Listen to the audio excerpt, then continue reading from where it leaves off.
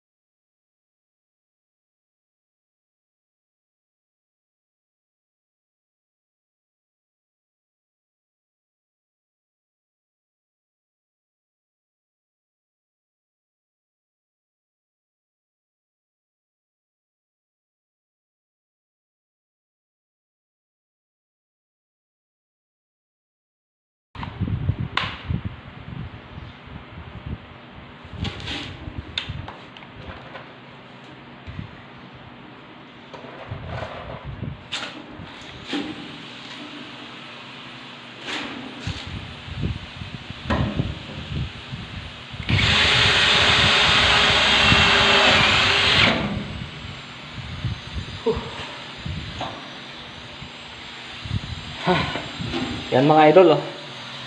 Inuulan natin dito, tapos dito. Kung mapapansin nyo, kinaklam ko siya, no? Bago ko siya baranahan.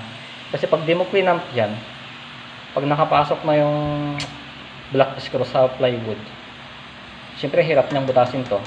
Umaangat, no? Nababasag yung plywood, kaya kailangan ganyan. May clamp siya sa gilid para hindi umangat, hindi mabasag. Yan, isa pa dito. Stop. Ayos na yan. 1 hour later. Update lang mga idol. Hapon na, no? Yan, no? Hindi natin natapos. Sa pagbarena. Ito mga idol, oh. Napuputol yung ano, low quality itong nabili kong black screw. Yan, oh. Kung hindi napuputol, nabibengkong. Yan. Minsan natatanggal yung ulo. Mga yan, oh. Putol. Ganyan akong tagalan, no?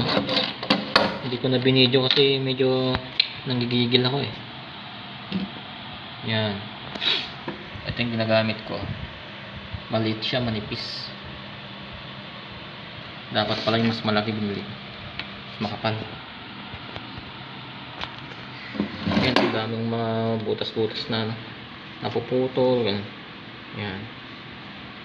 Yan ako matagalan. Yan o. Tapos ko sana yan. Mga kalahati sana kung maganda-ganda yung black screw natin. Tuloy na lang natin bukas mga idol. Pagod na ako eh. Yan o. Malapit-lapit na. Hanggang dito lang mga idol. Next time ulit. Salamat. Idol. Ito muna kasi kasuhin natin. Ay nagon. Ito wala akong susuotin bukas oh. Basa yan. Tapos itong suot ko ngayon. Dalawa lang long sleeve ko eh. Ay baka may mag-donate dyan. Gcash nyo na lang. Sige na mga idol. Bukas ulit. Maglalaba pa ako.